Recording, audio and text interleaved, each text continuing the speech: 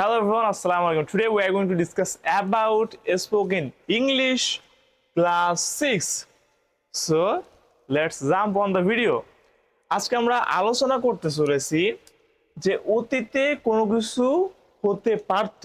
অতীতে কোনো কিছু হতে পারত এটা বোঝানোর জন্য আমরা কি ব্যবহার করব? দেখেন, সাবজেক্ট প্লাস ক্যান অথবা could have plus V3. So অতীতে কোনো কিছু হতে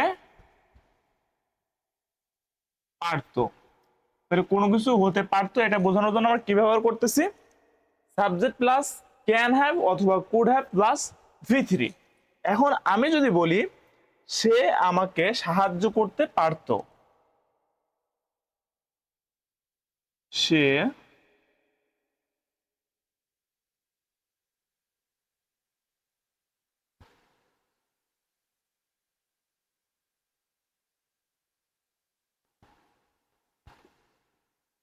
সে আমাকে পারতো, তাহলে কোনো কিছু হতে পারতো, তাহলে কি সে পারতো, ইংলিশ কি হবে? সাবজেক্ট কি? হি। তাহলে সে পারতো, হি কুড হ্যাভ। এখন বাক্যকে প্রশ্ন করেন সে কি করতে পারতো, উত্তর পাবেন সাহায্য করতে। তাহলে সাহায্য করা ইংলিশ কি? হেল্প। সাহায্য করা ইংলিশ কি? হেল্প। হেল্পের V3 কি হবে? হেল্প। এখন বাক্যকে প্রশ্ন করেন সে কাকে সাহায্য করতে পারতো, উত্তর পাবেন আমাকে। আমাকে ইংলিশ কি? এখানে অবজেক্টিভ ফর্ম, সো মি।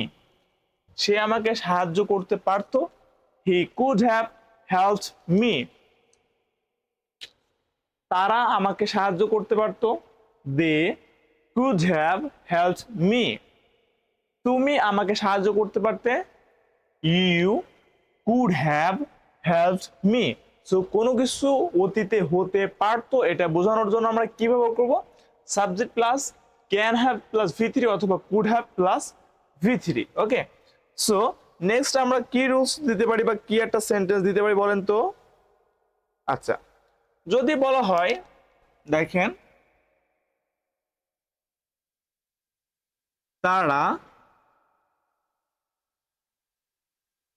ম্যাচটি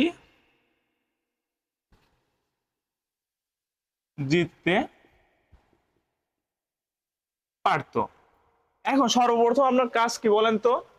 তারা পারতো। তারা পারতো এর ইংলিশ কি হবে বলেন? Right, they could have. They could have. আচ্ছা, তারা কি করতে পারতো? জিততে। জেতা ইংলিশ কি? জেতা ইংলিশ হলো উইন। তাহলে উইন দের V3 কি হবে? Won. They could have won. কি জিততে পারতো? ম্যাচটি।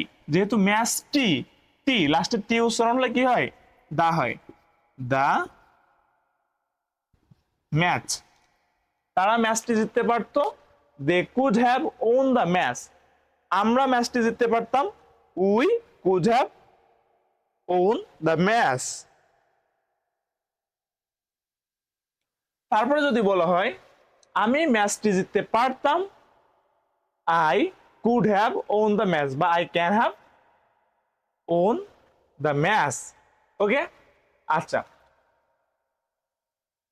যদি বলা হয় যে তোমরা ম্যাচটি জিততে পারতে, you could have won the match.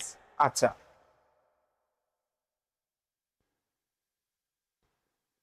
আমরা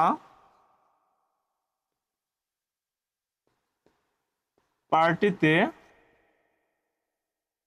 যেতে পারতাম। আমরা পার্টিতে যেতে পারতাম। আমরা পারতাম, উই কুড হ্যাভ।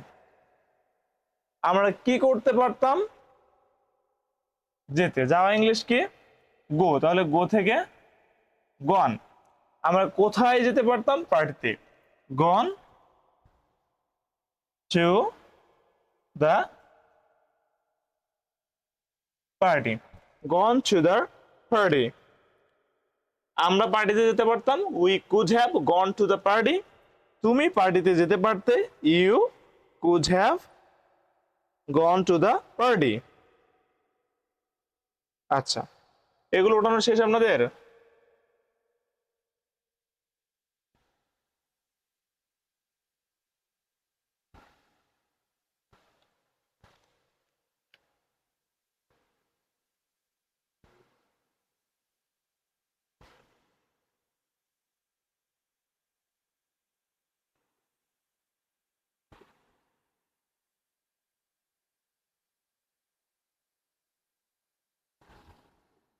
তুমি আমাকে সত্যটা বলতে পারতে, তুমি পারতে,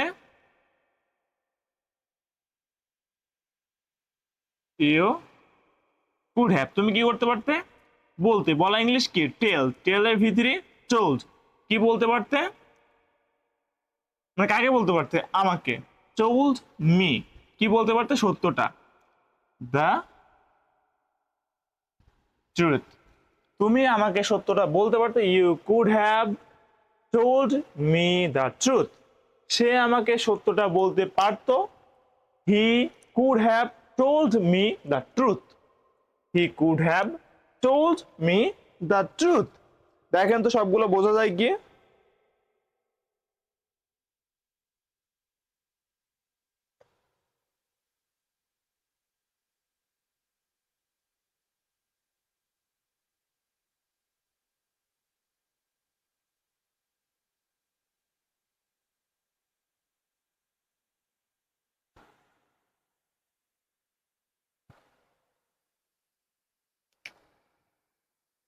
ইংলিশ আপনারা করবেন।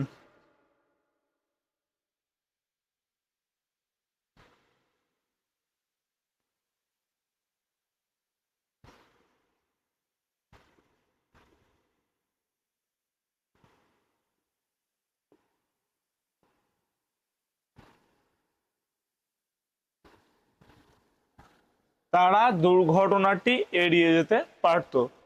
সো এটার ইংলিশ হচ্ছে আপনারা করবেন, তুমি আমাকে সত্যটা বলতে পারতে, you could have told me the truth. তাহলে আজকে রুলসটা কি ছিল স্পোকেন ইংলিশ ক্লাস 6-এ? যে কোনো কিছু অতীতে হতে পারতো এটা বোঝানোর জন্য আমরা ব্যবহার করব সাবজেক্ট প্লাস ক্যান হ্যাভ অথবা কুড হ্যাভ প্লাস ভি3। সাবজেক্ট প্লাস ক্যান হ্যাভ অথবা কুড হ্যাভ প্লাস ভি3। যেমন তুমি আমাকে সত্যটা বলতে পারতে, you could have told me the truth. You could have told me the truth. আমরা পার্টিতে যেতে পারতাম, we could have gone to the party. আমি পার্টিতে যেতে পারতাম, I could have gone to the party. So এভাবে কিন্তু আপনি অগণিত সেন্টেন্স তৈরি করতে পারবেন। নেক্সট ক্লাসে আবারও দেখা হচ্ছে। আসসালামু আলাইকুম।